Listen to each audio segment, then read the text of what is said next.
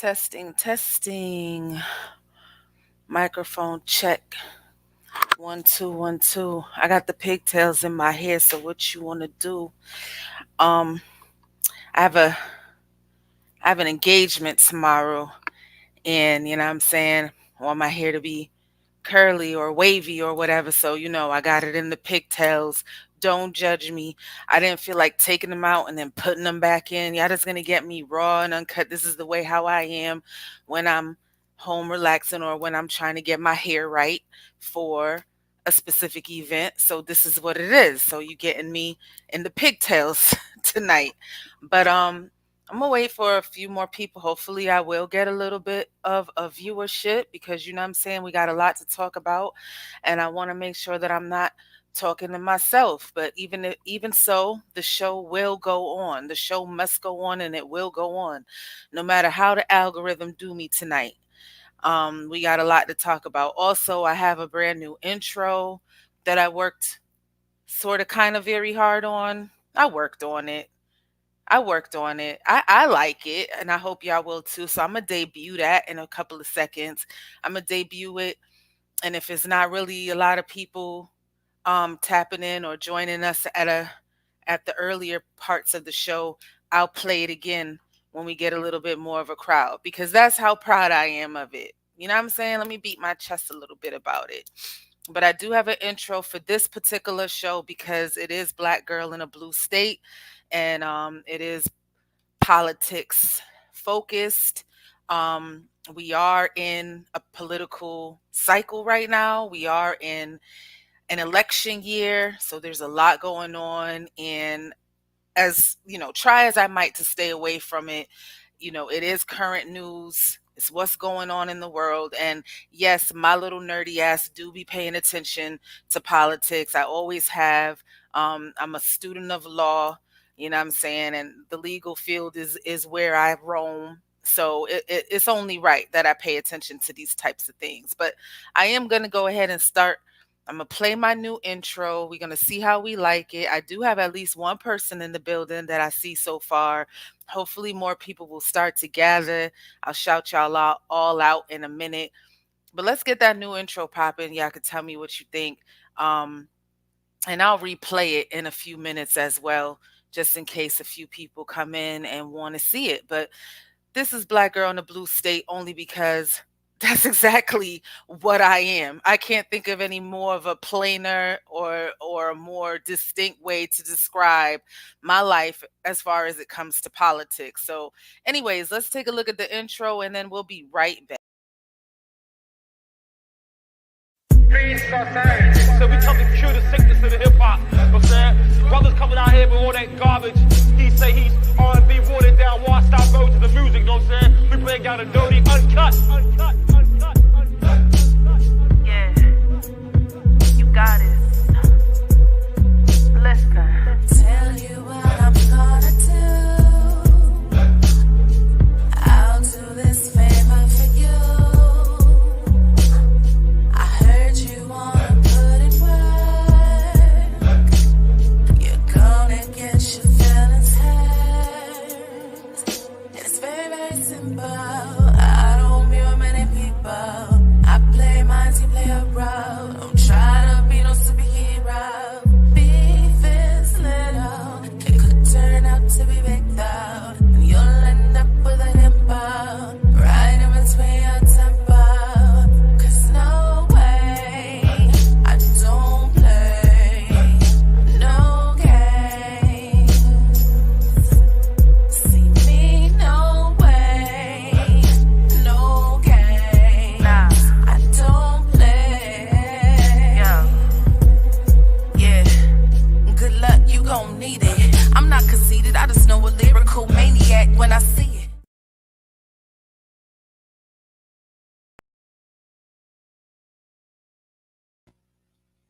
So yeah, so that's the intro, the brand new intro for whenever I do Black Girl in a Blue State. For now, that's what I put together for the show. And you know what I'm saying? I think The song itself, if you listen to the lyrics, and you can go check it out, it is called No Games. It's available on all streaming services, blah, blah, blah, whatever. You know what it is. Go look it up. Spotify and YouTube Music, Apple Music. The name is You Goddess, and the song is called No Games.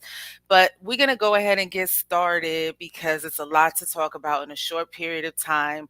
Over the last couple of days, I have been watching, and when I say hours of rallies, campaign rallies, I'm not exaggerating. I literally have been watching hours of campaign rallies in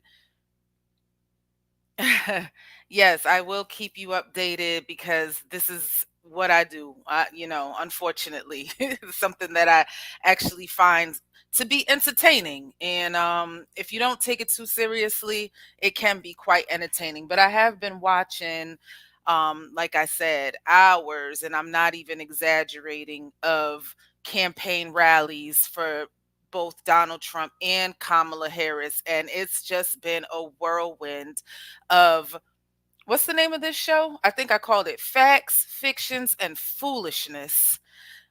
That's the only way that I could really describe it. Facts, fiction, and foolishness. It's been a lot being said, a lot of mud being slung or slang.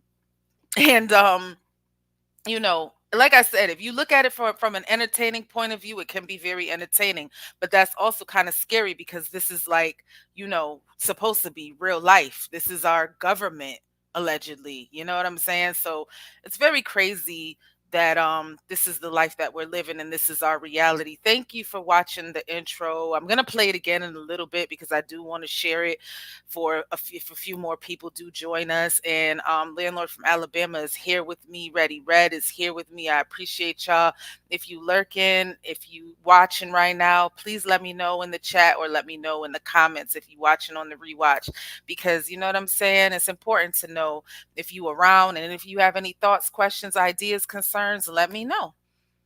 But we are going to get into this politics, okay? Because it's getting crazy out there, y'all. It really is getting crazy. And I just want to get a few things out of the way.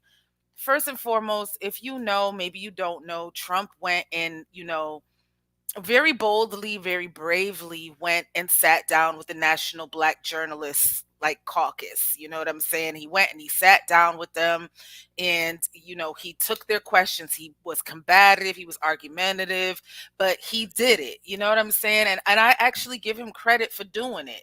A lot of people said it was disastrous.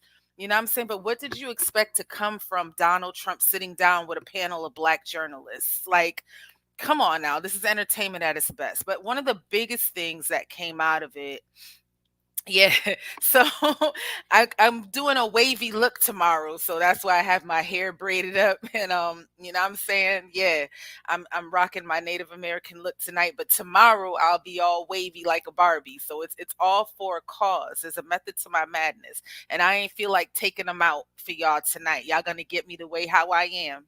You gotta love me or leave me alone. Yeah, you gotta love me or leave me alone. Um, the biggest thing that came out of Trump sitting down with the National Black Journalists Caucus was that he said, all of a sudden, Kamala is black now. You know what I'm saying? I've always known her to be Indian. I've always known her to call herself Indian. I've always known her to refer to herself as Indian or Asian. And now that she's running for president, she's trying to get y'all votes. Here she go.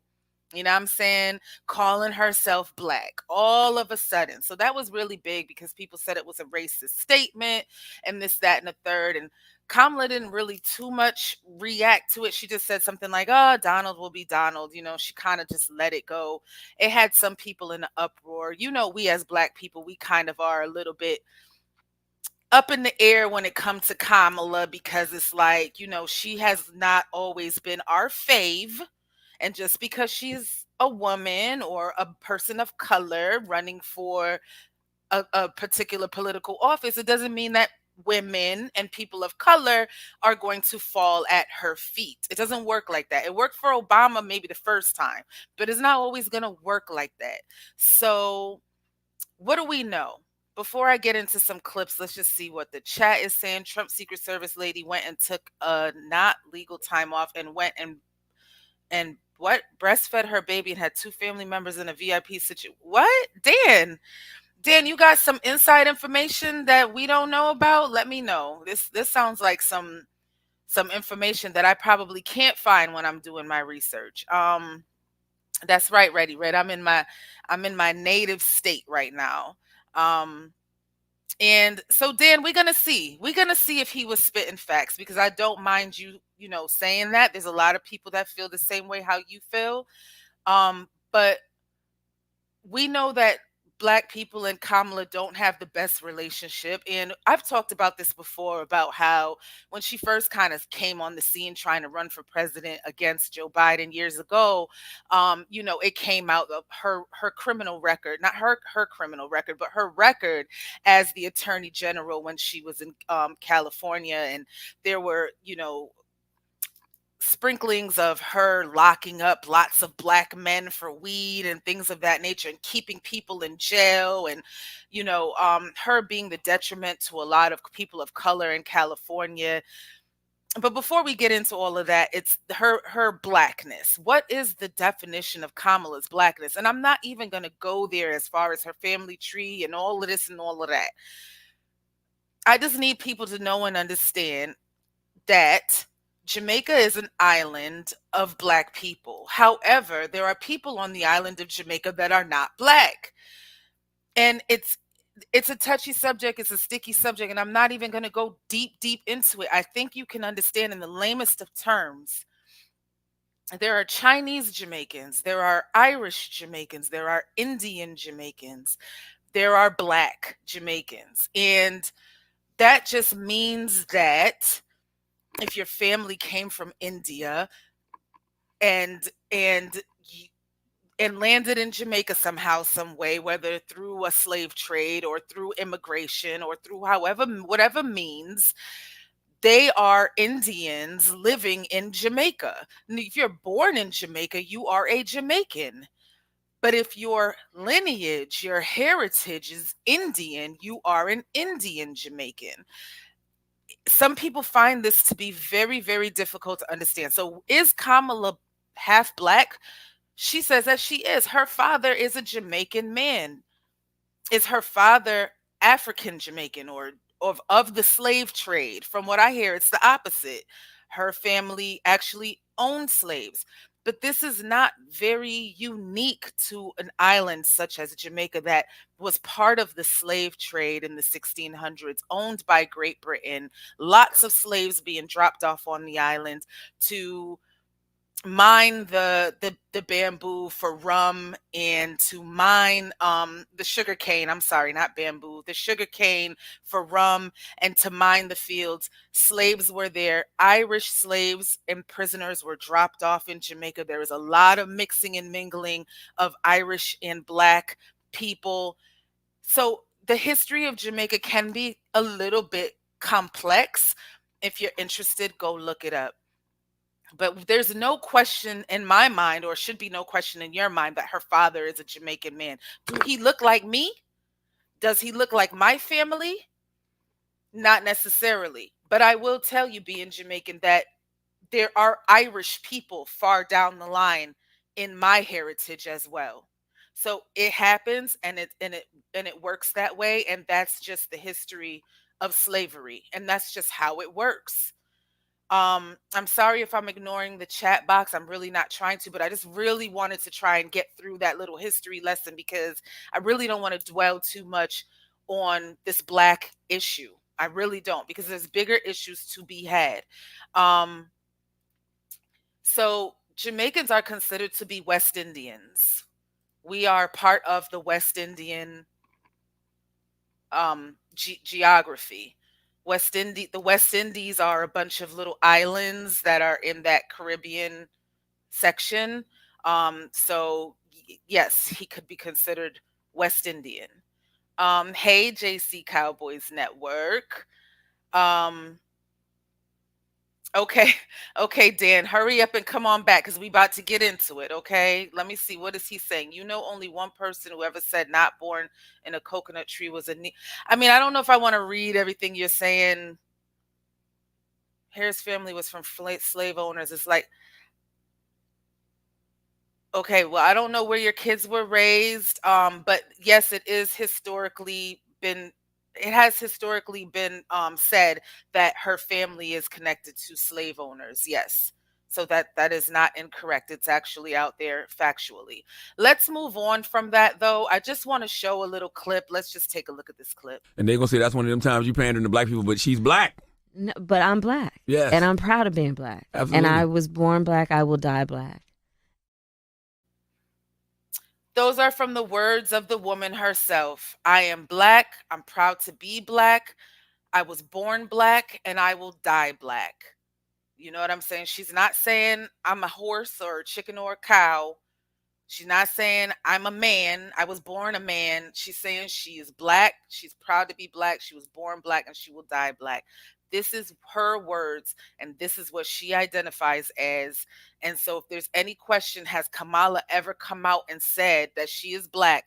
There it is. That is from an interview that she did with the Breakfast Club, a very black centric hip hop radio show out of New York City. And this was years ago. This was not all of a sudden. This was years ago that she said these words, and she's been saying these words. Yes, she went to a HBCU. Going to an HBCU does not make you black, but for the most part, if you go into an HBCU, for the most part, you probably are black. And it just is what it is, y'all. You know what I'm saying? Her mother is Indian. Her mother raised her predominantly. So the culture that predominantly raises you is probably gonna be the one that you more and more than likely are going to relate to. That's the culture that brought you up. That's the woman who instilled who you are into you. That's the culture that you embraced as a child and made you who you are today. So I'm not here to say she more Indian than she is Jamaican or more, one way or the other. The woman says she's black. But the woman also said this. Let's really be clear about that. So I'm not going to sit here and say I'm going to do something that's only going to benefit black people. No, because whatever benefits that black family will benefit that community and society as a whole in the country. Right? And that's one of the things that got her in trouble with us. You know what I'm saying? When they asked her about reparations and she straight up looked that interviewer, a black woman, in her face and said, I'm not going to do anything that's just for black people. And we talked about this. I already told y'all how I feel about this. I mean, as a black politician, you have to play a game. I feel like there's only but so much you can say. Gone are the days. Gone are the days of Martin Luther King. Gone are the days of Malcolm X. You know what I'm saying? Gone are the days of the Black Panthers, the black people that stood up and said, actually, yeah, I'm just doing this for black people. What you mean? Who else I'm going to do it for? Gone are those days. So why should we be surprised that a black or half black politician is trying to be president and says something like that? And just to put a cap on the racial issues, you feel what I'm saying? She does represent and is proud of her Indian heritage as well. I find that wherever I go and I see Indian people at the supermarket, on the street, everyone's like, Kamala Harris is Indian, right? It's like the thing we're so excited about to have you running for president. Yeah. So we're both Indian, Yes. but actually we're both South Indian. Yes. You look like the entire one half of my family. Okay, thank you. You do. I've been telling people You we're do. related already, Yeah. so this is perfect. It's basically true. And so were you raised eating South Indian food? South Indian. So there you go. You look like the entire one half of my family. That's what she just said. So if there's any other question about how Kamala identifies, I think that was just answered in the last 10 minutes of this show. You know what I'm saying? I was going to replay my intro, but I'm just going to keep going. I'm just going to keep going. Maybe I'll play it at the end. You know what I'm saying? So anyways, so let's get into more of the meat and potatoes of this whole thing. I'm done with the racial issues and I want to move on to some political issues. So back when Kamala first kind of burst onto the scene running for president, going up against there was 20 different Democrats that was going for president at the time. And they all were on the stage and they were doing this big debate. And do you remember when she got straight mollywopped by this lady named Tulsi Haggard from Hawaii or whatever, when she straight up just dragged her. And I remember thinking to myself, is any of what she just said true? Because if what she said is true, ooh, that's bad. Kamala never stood a chance in that race anyway, but this girl tore her to pieces. Let's just take a walk down memory lane, shall we? But I'm deeply concerned about this record. There are too many examples to cite, but she put over 1,500 people in jail for marijuana violations and then laughed about it when she was asked if she ever smoked marijuana. She blocked evidence. She blocked evidence that would have freed an innocent man from death row until the courts forced her to do so. She kept people in prison beyond their sentences to use them as cheap labor for the state of California. And she fought to keep cash bail system in place that impacts poor people in the worst kind of way. Thank you, Congresswoman. I mean, Kamala didn't last too long in that race, but she never really had a chance to, or never really came out and fought back against some of these things that were said. And a lot of us didn't know whether or not these things were true or not. And a lot of people just kind of went with it and ran. Did you hear that she locked up 1,500 people for weed? Did you hear that she, kept somebody on death row even though he was innocent? Did you hear that she kept people locked up even when the government told her to let them go free and she said no and kept them locked up so that they could do slave labor in California? Did you hear? Did you hear? And some of that stuff actually is true. Some of it is like, it's not really true, but I get why you might feel like that. You know what I'm saying? Like, it's not actual factuals. For instance, did she lock up 1,500 people in 1 year or whatever for weed? That actually is not true. The stat is that 1,500 people were incarcerated for weed, but she was not the person who physically went and locked them up or tried their cases and got them to go to jail. Those are the type of things that politicians do. They twist facts, they twist words, they twist situations to sway it in one direction or another. So you kind of have to do your homework and you got to look these things up and research for yourself if you're interested. If you're interested. The thing about blocking evidence for inmates on death row, that happened. That happened. There's a man on death row for killing like 4 people, a black man on death row for killing 4 white people. And he was requesting a new DNA test because DNA back in the days and DNA now is 2 totally different things. The technology has improved, it's changed, it's different. And plus there was some whisperings of some police corruption going on in that particular case. So the man was trying to appeal his death sentence, I'm sorry, and was asking for a new DNA test, and Kamala said no. So that's what she was talking about. And raising cash bail for inmates to keep them in jail. Is that true? Actually, it kind of is true.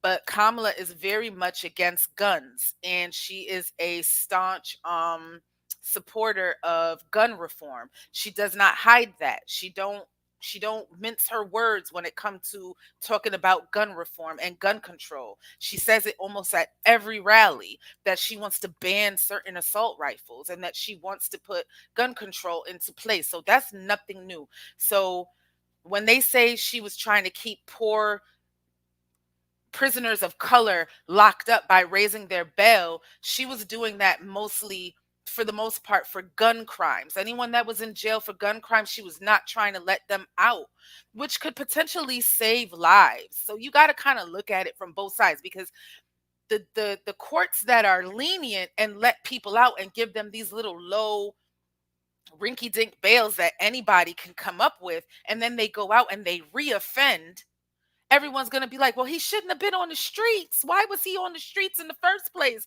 If they would have kept him locked up, this would have never happened. But now here you have a woman that's trying to keep inmates and keep, convicts in jail by keeping their bail high to a point that they can't afford to get out of jail. And they're saying she's keeping the black man down. So in that case, I'm sorry, but it's sort of like one way or the other, is you damned if you do and you damned if you don't. If she lets them out and they go and kill a family, they're going to say, why did you let him out? So let's move on. Withholding evidence. It's not that she was withholding evidence, it's that she wouldn't allow him to get a new DNA test. He wanted a new DNA test because his lawyers wanted a new DNA test because there was some allegations of police tampering. I mean, come on now, black man, white family slaughtered in California. There was some whisperings of police tampering and some police corruption, and therefore they wanted to do another DNA test. And a DNA test could make or break a case. Like, you can't fake DNA. It's either your DNA or it's not. You feel what I'm saying? So just let the man have one more DNA test, because if he's the one who did it, if that's his blood on the scene, ain't no way you could pretend that it's not his blood. If it's his blood, it's his blood. You know what I'm saying? If it's his DNA, it's his DNA. It's going to be like a 1 in a whatever million chance that it's anybody else's DNA. So the fact that she did not allow him to do another test is where people say she was holding back evidence from a man on death row. But it's all about how you word it, if you ask me. So Tulsi got her. Tulsi got her that night. I'm not going to hold you. And when she said all those men locked up for weed while she's laughing about smoking weed, she's not lying about that. That's actually true. So there are a lot of reasons why we need to legalize. Have you ever smoked? I have. Okay. Like And I inhale. I did inhale. Okay. It was a long time ago. But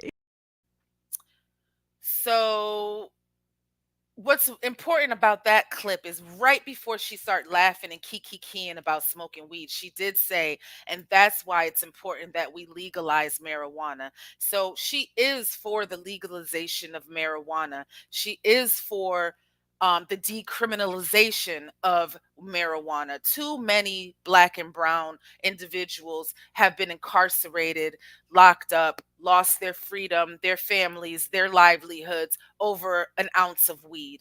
And it's absolutely ridiculous. And she was actually advocating for legalizing marijuana. So although this is what I'm talking about, although Tulsi wasn't lying that she was on a radio show kikiing about smoking weed, she also was advocating for the legalization of weed and marijuana in her state. So we got to look at it from both sides. You feel what I'm saying?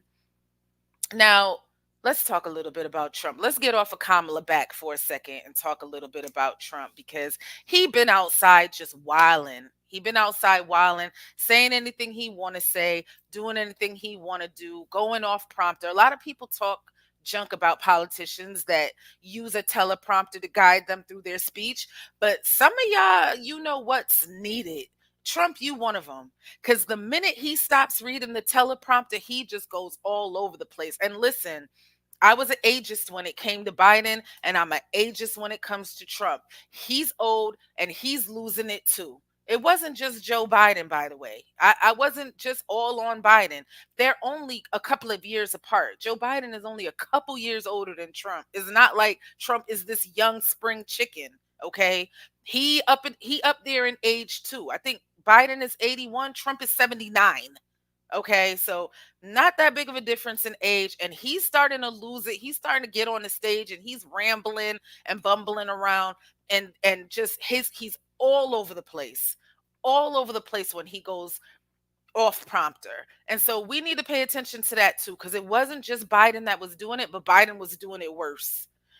And Trump has a little bit more suave to him. He has a little bit more style and character to him. So he's sort of able to carry it off.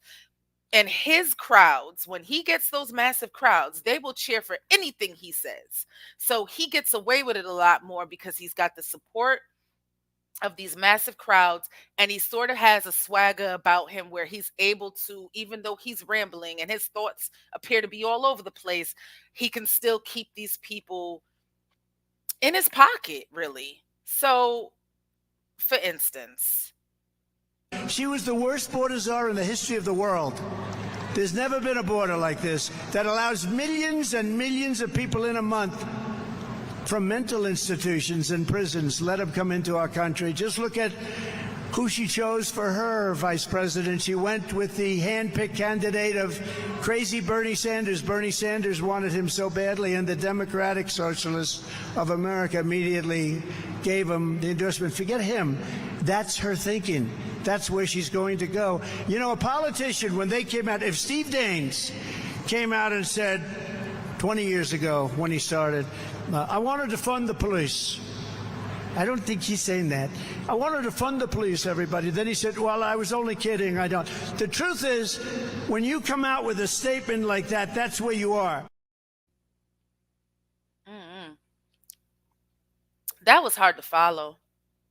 I knew what he was talking about, but that was kind of hard to follow. He was all over the place. It's like he sees someone in the crowd and he just hones in on them, and he's like, oh yeah, remember that time? Like, he'll be in the middle of a sentence and just completely change direction and start talking about something else. And it's not okay. Like, it sounds bumbling. It sounds kind of like he's lost his way, he's lost his focus, and he can't concentrate on one topic at a time.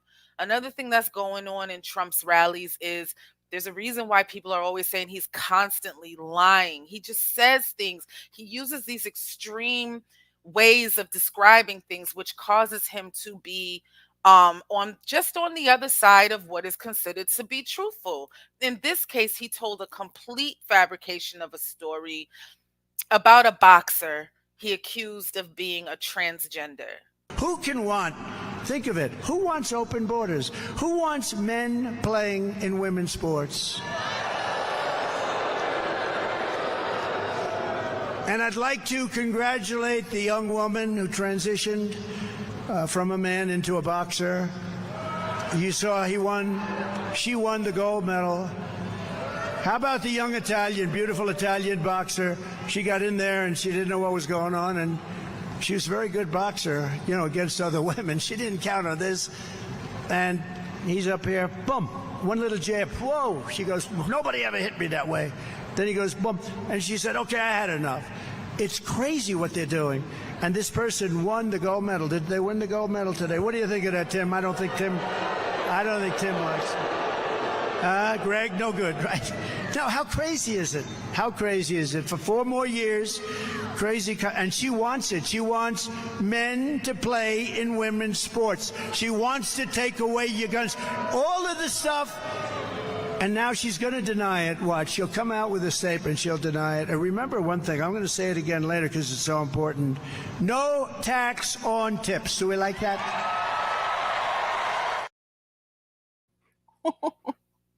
Were y'all able to follow that one? First of all, God, I don't know. This person could technically sue Trump if it's found to be that this boxer is not a man. He literally said, congratulations on transitioning from a woman into a boxer.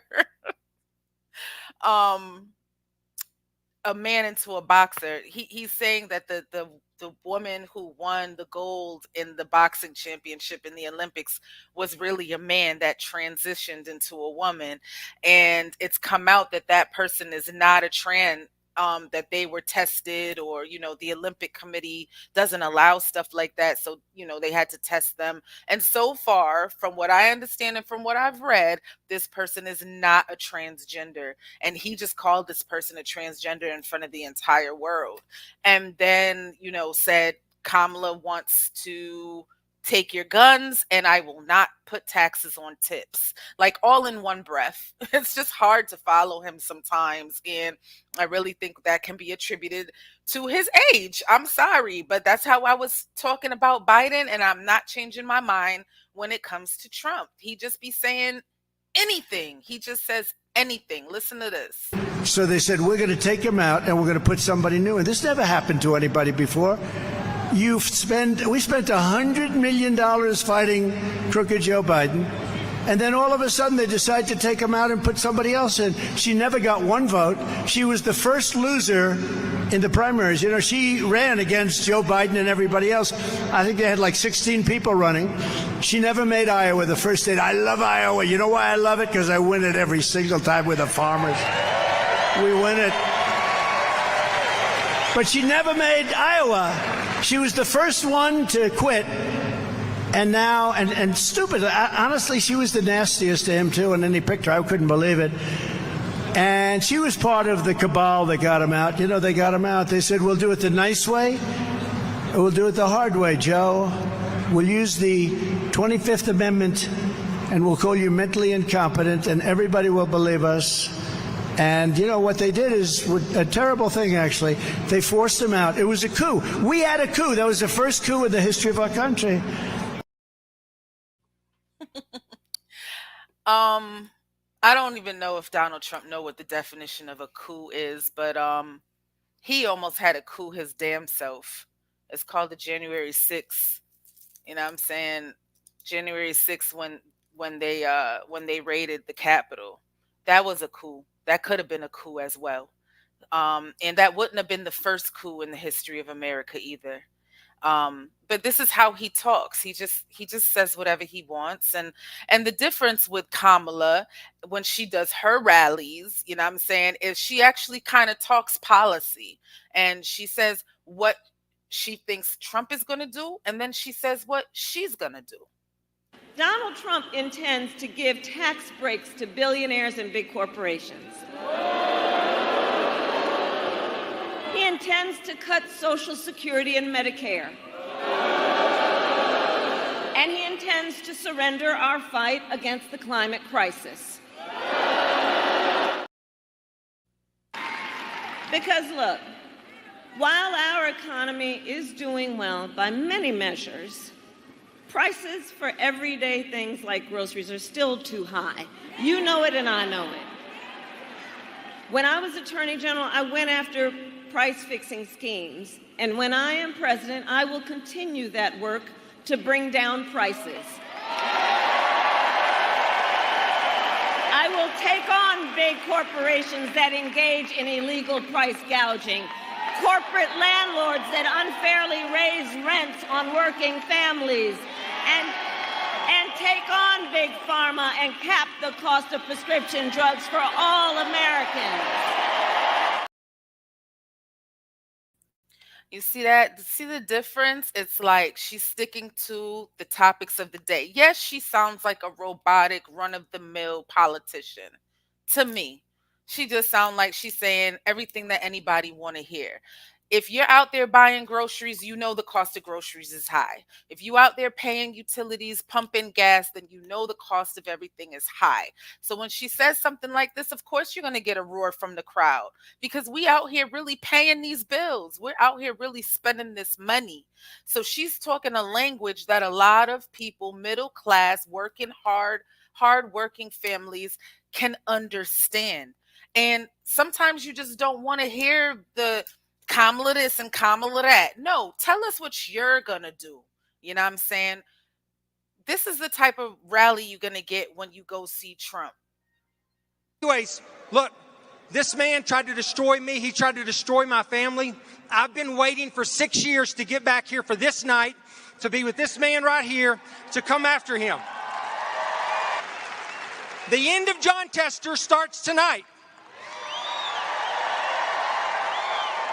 And it starts by bringing this man back to the White House so that he can continue the work that he did, draining the swamp when he was the president before. He's the best president we've ever had, and he's the only one that can do the job now. So get him back into office.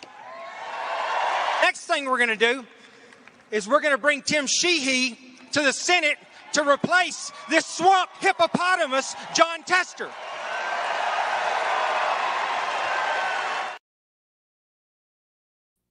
A swamp hippopotamus? Like can we just is this a presidential election? Like, grow up. You know what I'm saying? Stick to the damn topics of the day.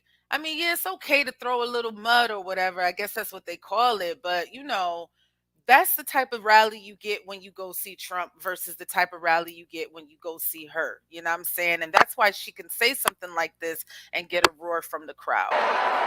Do we want to live in a country of chaos, fear, and hate?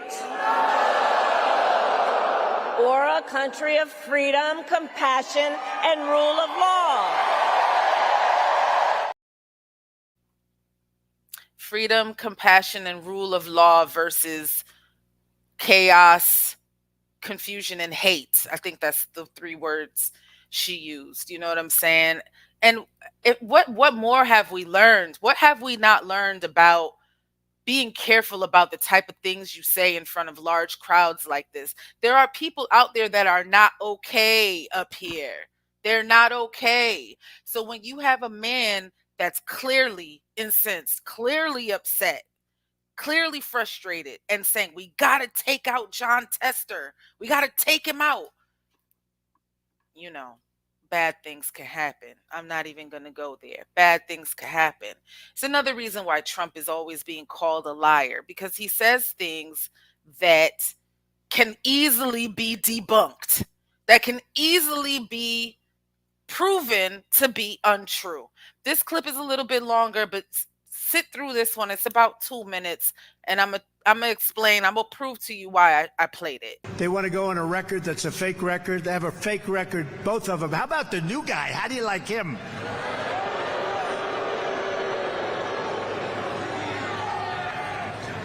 And anytime you tell a story about anybody, by the way, Steve Daines, how good is he? True. He's one of the finest. He's one of the finest people you'll ever meet. I really mean that too. And it's an honor to be with you. And you want to do this so badly because you want to save the country. We need the Senate. We need the Senate. So thank you, Steve, for being here. Thank you. And with a beautiful family.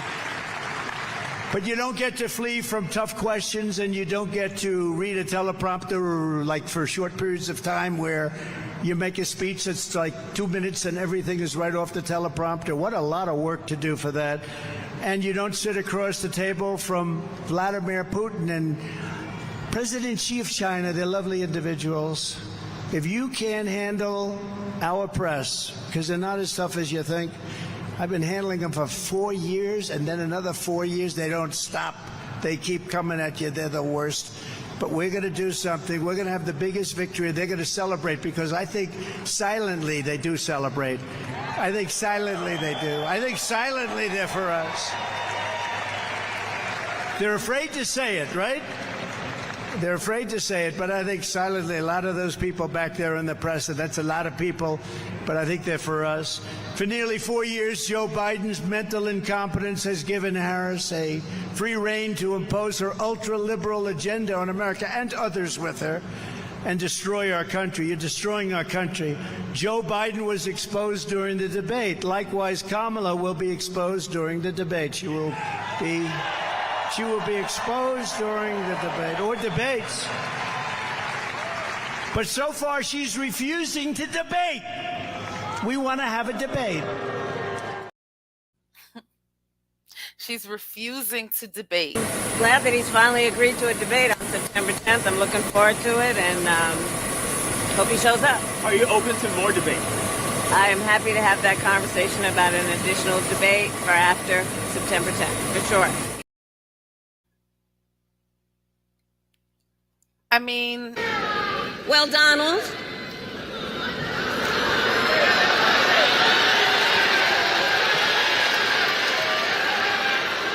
I do hope you'll reconsider to meet me on the debate stage.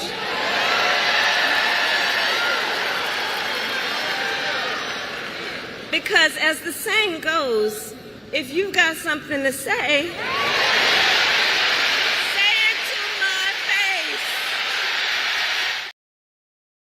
I mean, listen, trust me when I tell you I'm not Team Kamala over here. I'm really not. But how stupid would she be to get on the grandest of stages and say, come see me, pull up. And then in the background, when nobody's looking, behind the scenes, she like, nah, I ain't trying to debate. She clearly has said that she will debate this man. And those clips, by the way, are just days apart from each other. It's not like he said that 3 weeks ago and she just now started saying she would debate him. She'd been saying she would debate him.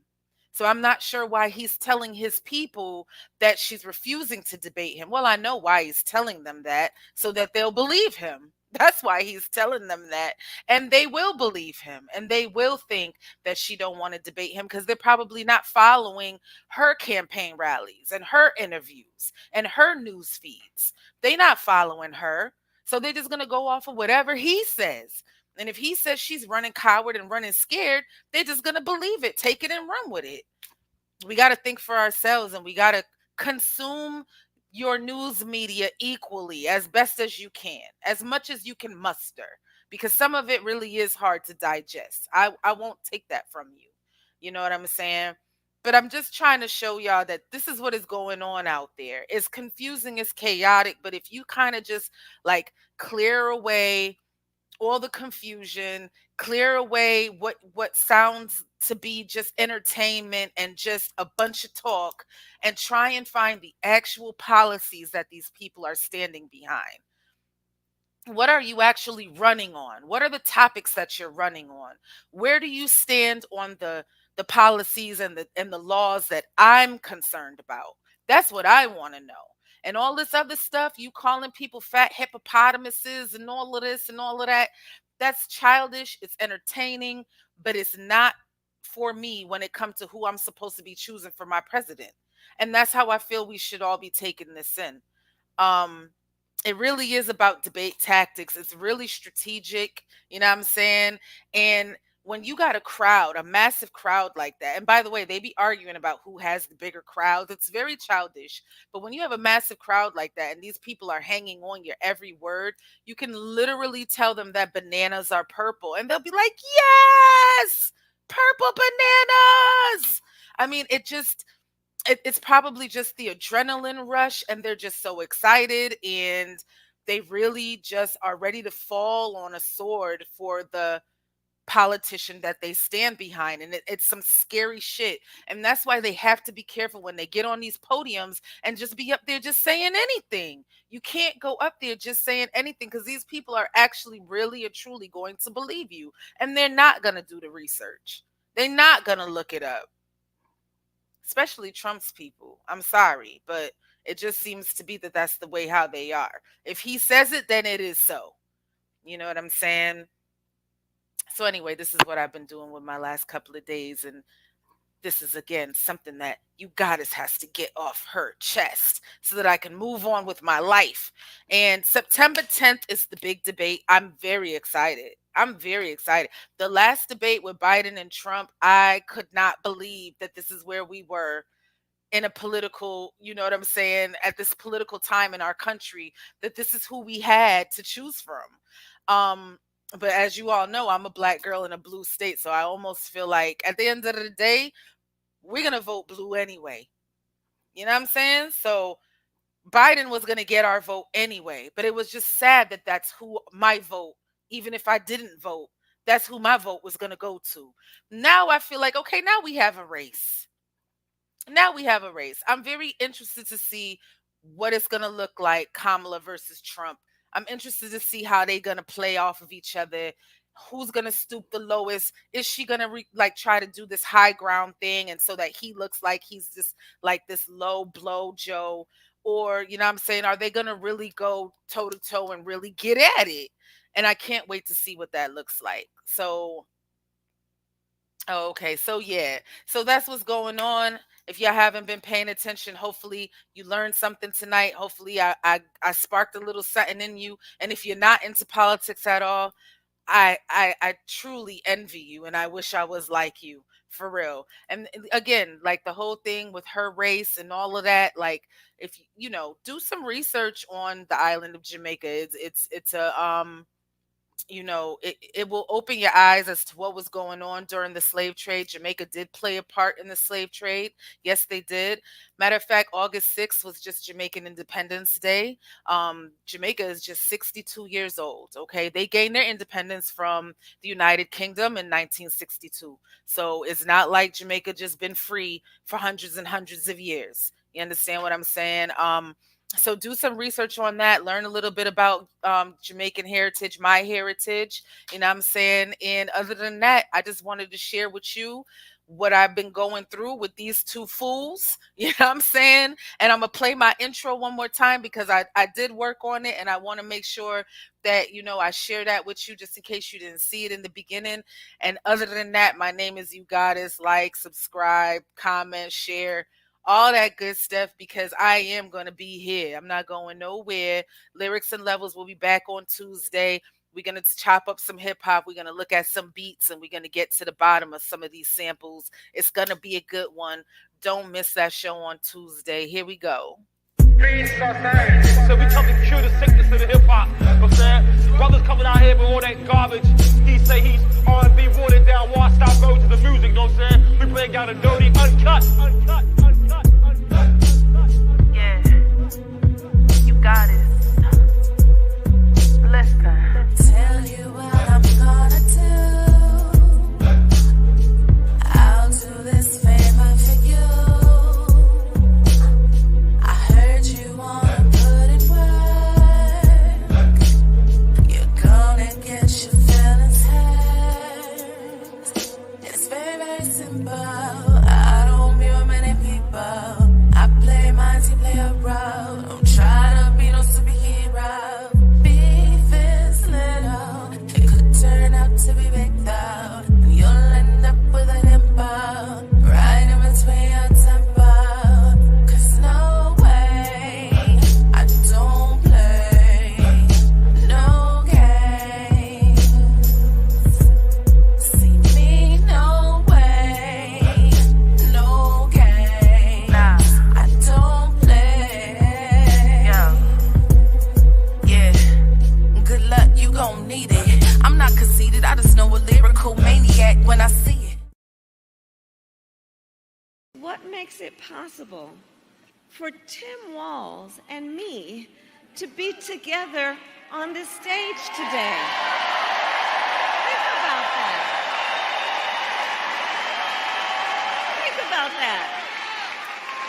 Think about it. 2 middle-class kids, one a daughter of Oakland, California, who was raised by a working mother. I had a summer job at McDonald's.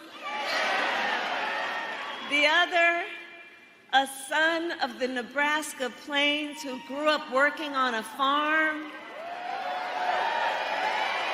Think about it. Think about it.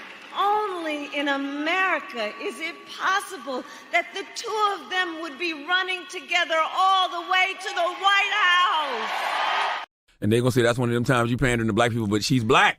No, but I'm black. Yes. And I'm proud of being black. Absolutely. And I was born black. I will die black.